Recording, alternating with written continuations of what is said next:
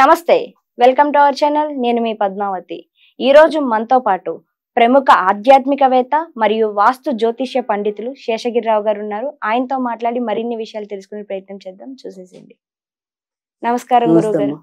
గురువుగారు, దత్త జయంతి. ఈ దత్త జయంతి రోజున ఏ విధంగా సాధన చేయడం ద్వారా మనం మరింత ఫలితాలను పొందవచ్చు అంటారు? తప్పకుండా.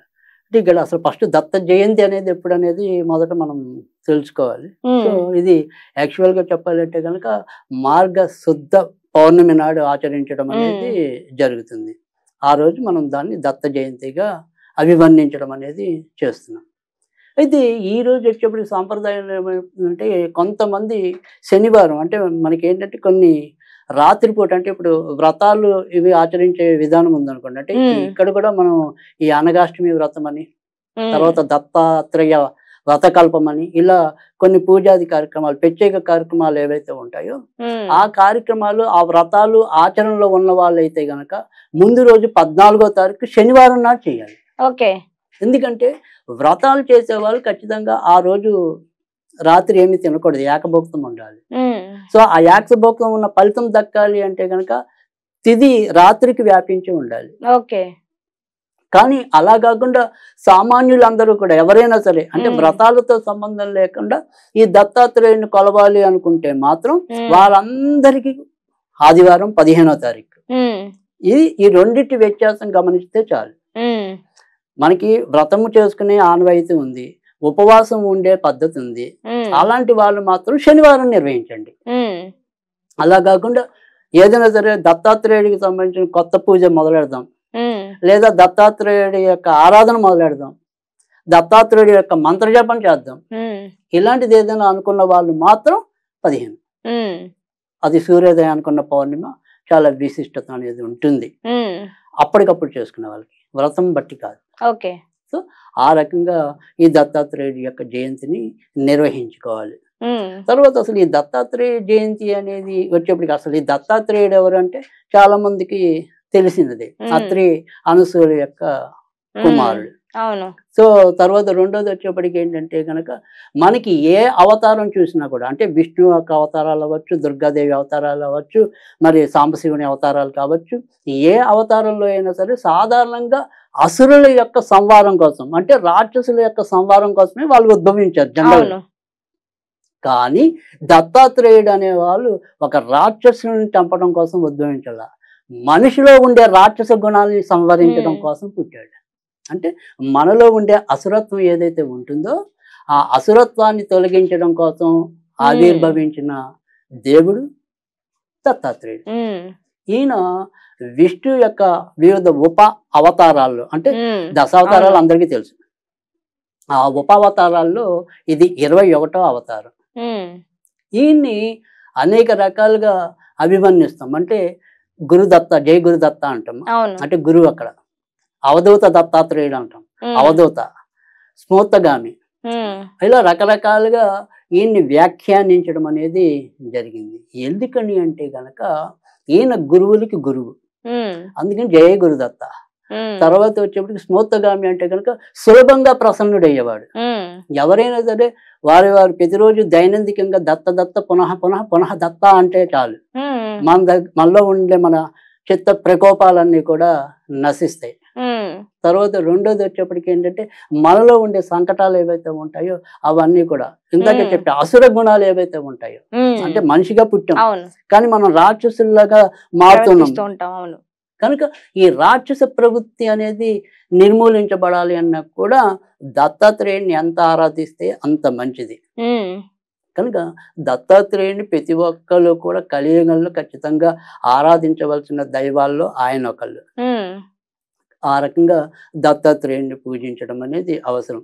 ఈయన ముఖ్యంగా చెప్పాలి అంటే కనుక అందరికీ తెలిసిందే కదా, బ్రహ్మ విష్ణు మహేశ్వరుల యొక్క అంశాలతో జన్మించిన వాడు. సో అందుకని త్రిమూర్తి తత్వం అనేది ఈయనలో ఉంటుంది. త్రిమూర్తి తత్వం అంటే ఏంటి? రజోగుణం, తమోగుణం, తర్వాత సత్వగుణం, ఈ మూడు యొక్క ప్రతీక. అయితే ఈ మూడు గుణాలకి అతీతుడైన వాడు దత్తాత్రేయుడు. కానీ ఆ మూడు గుణాలు పట్టించుకుంటున్న వాళ్ళు అంటే మనలో కాసేపు శాంతము ఉంటుంది, కాసేపు కోపము ఉంటుంది, కాసేపు అహంకారము ఉంటుంది, అది రజోగుణం. అహంకారం అనేది రజోగుణం, సాత్వికం అనేది మీరు ఎప్పుడు శాంతంగా ఉంటే అదే సాత్వికం. సో మీ తామసం అనేది, తామసం అంటే ఎవరిని ఎప్పుడు కొడతారో తెలియదు, తిడతారో తెలియదు, అవన్నీ తామస గుణాల కింద వస్తాయి. అంటే ఈ రాజసీకం, సాత్వికం, ఇవన్నీ కూడా ఏవైతే గుణాలు ఉన్నాయో ఆ గుణాలు మనలో తీసేసి ఆయన మటుకే అతీతుడు, ఆయన దగ్గర ఉంచుకోడు.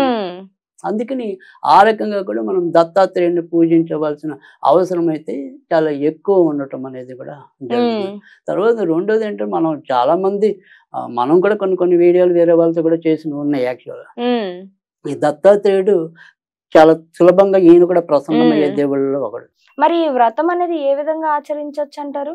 అంటే ఇక్కడ వ్రతం ఆచరించాలి అంటే కనుక ఇదే రోజు దత్త జయంతి నాడు ఆచరించడం అనేది ఒకటి. కాకపోతే ఇక్కడ దత్తాత్రేయుడి యొక్క సతీమణి పేరుతో అనగాష్టమి వ్రతం అని చెప్పి అది చాలా ప్రాచుర్యం పొందింది.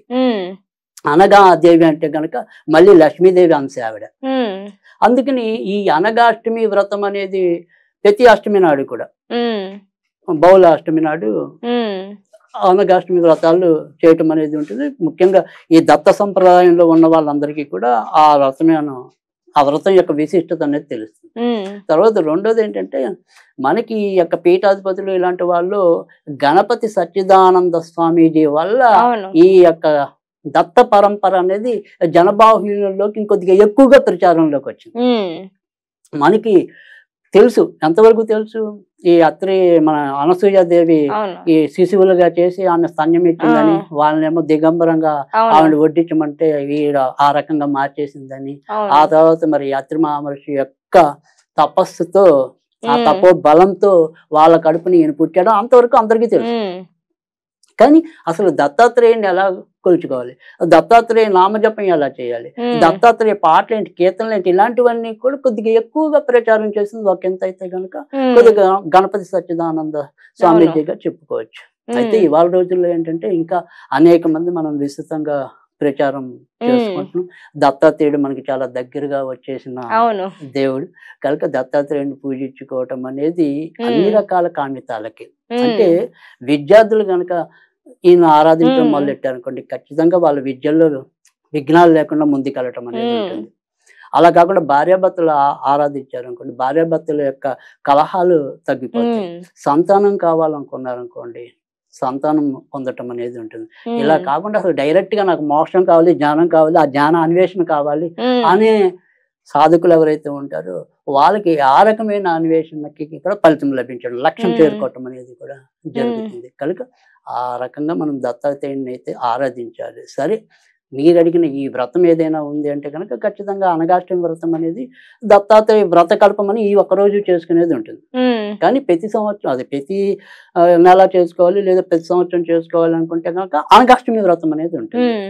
ఓకే, అలా కాకుండా ఇవాళ మనం చెప్పబోయేది ఏంటంటే ఎప్పుడు కూడా అందరూ చేసుకునే విధానంలో ఒక పద్ధతి మనం చెప్పడం అనేది, అంటే వ్రతాలు చేసే వాళ్ళకి మనం కొత్తగా చెప్పక్కల్లా, ఆ వ్రతం యొక్క విధానం ఏ రకంగా ఉంటుందో ఆ రకంగా వాళ్ళు చేసుకుంటూ వస్తారు. ఆ పూజాది కార్యక్రమాలన్నీ చేసుకుని, అంటే నవగ్రహ మండపారాధన అని చెప్పి, అష్టదక్క వాళ్ళకుల పూజ అని చెప్పి, అలాగే ప్రతి వ్రతానికి కూడా కొన్ని కథలు ఉంటాయి.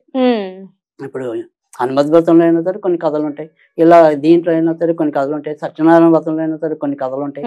అలా కథలన్నీ కూడా మన కథలనివ్వకుండా ఆ పూజల్లో నిమగ్నం అయ్యాక చేయటం అనేది ఉంటుంది.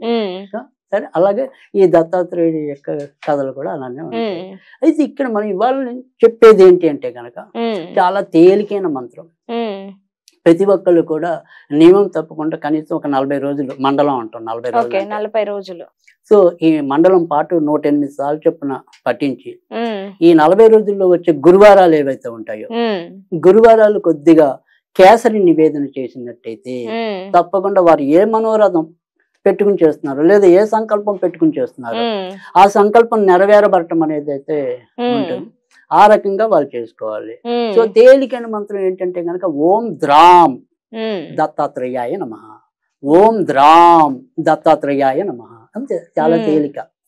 ఈ రకంగా చేసుకుంటే కనుక వాళ్ళకి ఖచ్చితంగా మంచి ఫలితాలు రావటం అనేది ఉంటుంది.